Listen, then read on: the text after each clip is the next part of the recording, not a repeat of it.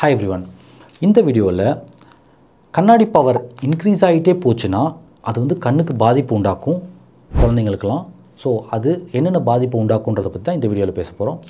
இந்த சேனலுக்கு நீங்கள் புதுசாக நான் டாக்டர் சையத் முசா அண்ட் இந்த சேனலில் ஐ அண்ட் ஹெல்த்தை பற்றி எல்லா விஷயத்தையும் பேசுவேன். உங்களுக்கு ஐயோட ஹெல்த்தை பற்றி தெரிஞ்சுக்கணும்னா இந்த சேனலை சப்ஸ்கிரைப் பண்ணுங்கள், பெல் நோட்டிஃபிகேஷன் ப்ரெஸ் பண்ணுங்கள், ஸோ தட் என்னோட வீடியோஸ் உங்களுக்கு வந்து சேரும். So coming to the topic, மயோப்பியானா என்ன, அதாவது கிட்ட பார்வை, ஷார்ட் சைட், மைனஸ் பவர், இதெல்லாம் என்னென்னா இதான் உங்களோட ரெட்டினான்னு எடுத்துக்கிட்டிங்கன்னா ரே ஆஃப் லைட், தூரத்துலேருந்து வர ரே ஆஃப் லைட் வந்து ரெட்டினாக்கு முன்னாடி வந்து ஃபோக்கஸ் ஆகுது. இதனால் உங்களுக்கு வந்து கிட்ட பார்வை நல்லா தெரியும், தூர பார்வை சரியாக தெரியாது. ஸோ 2050 ஆல்மோஸ்ட் பாதி பேருக்கு, half ஆஃப் த பாப்புலேஷன் அவங்களுக்கு வந்து இந்த மயோப்பியா பிரச்சனை வரும்னு சொல்லிட்டு சொல்கிறாங்க. அண்டு இதை கண்ட்ரோல் பண்ணுறதுக்கு ட்ராப்ஸ் இருக்குது, கண்ணாடி இருக்குது, காண்டாக்ட் லென்ஸ் இருக்குது, அண்ட் சில பிஹேவியரல் நேச்சுரல் தெரப்பிலாம் இருக்குது. இதெல்லாம் நீங்கள் ஃபாலோ பண்ணி அதை கண்ட்ரோல் பண்ணலாம். ஏன் அதை கண்ட்ரோல் பண்ணணும், கண்ட்ரோல் பண்ணலைன்னா என்ன பிரச்சனை வரும்? ஸோ கண்ட்ரோல் பண்ணாமல் பவர் இன்க்ரீஸ் ஆகிட்டே போகுது ஒருத்தருக்கு, மைனஸ் எவ்ரி இயர் -1, -2, -3, -4 அந்த மாதிரி -10, -12 அந்த மாதிரிலாம் பவர் இருந்ததுன்னா என்னென்ன பிரச்சனைகள் வரும்ன்றது தான் பேச போகிறேன். ஸோ முதல் பிரச்சனை என்னென்னா, உங்களோட ரெட்டினா வந்து ரொம்ப ரொம்ப சாஃப்டான டிஷ்யூ. ஸோ ஐபால் இன்க்ரீஸ் ஆகிட்டே போச்சுன்னா ரெட்டினாவில் ஹோல், டேர் இல்லை ரெட்டினல் டிட்டாச்மெண்ட் வரதுக்கான சான்சஸ் கொஞ்சம் அதிகமாக இருக்குது. அண்ட் இதை தவிர பார்க்குற பார்வையில் ரொம்ப ரொம்ப இம்பார்ட்டன்ட் பகுதி வந்து மேக்குலான்னு சொல்லுவோம்.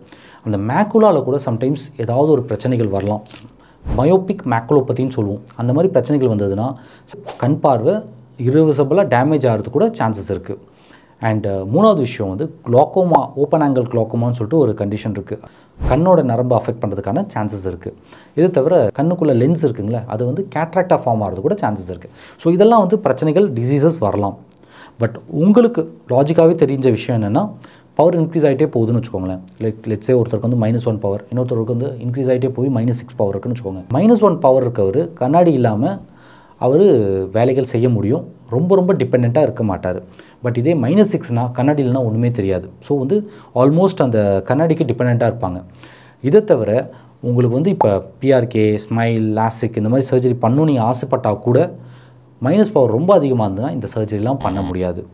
ஸோ இதெல்லாம் தான் நம்மளுக்கு பிரச்சனைகள் இருக்குது பவர் இன்க்ரீஸ் ஆகிட்டே போச்சுன்னா. அண்ட் இது தடுக்கிறதுக்கு நான் ஆல்ரெடி சொன்ன நிறைய ட்ரீட்மெண்ட்ஸ் இருக்குது. ட்ராப்ஸ், அதுக்கு தனியாக ஒரு வீடியோ போட்டிருக்கேன். காண்டாக்ட் லென்ஸ், அதை பற்றி தனியாக ஒரு வீடியோ போட்டிருக்கேன். அண்ட் ஸ்பெக்டக்கல்ஸ், அதை பற்றி தனியாக ஒரு வீடியோ போட்டிருக்கேன். அண்ட் இதை தவிர பிஹேவியர் ஒரு நேச்சுரல் தெரப்பி சொன்னேன், அதை பற்றியும் தனியாக ஒரு வீடியோ போட்டிருக்கேன். அதெல்லாம் பாருங்கள், பார்த்துட்டு அதை தடுக்கிறதுக்கான வழியை பாருங்கள்.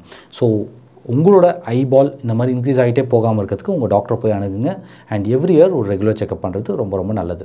இந்த வீடியோ உங்களுக்கு பிடிச்சிருந்துச்சுன்னா மற்றவங்களுக்கும் ஷேர் பண்ணுங்கள், மற்றவங்களும் இதனால் பெனிஃபிட் ஆவாங்க.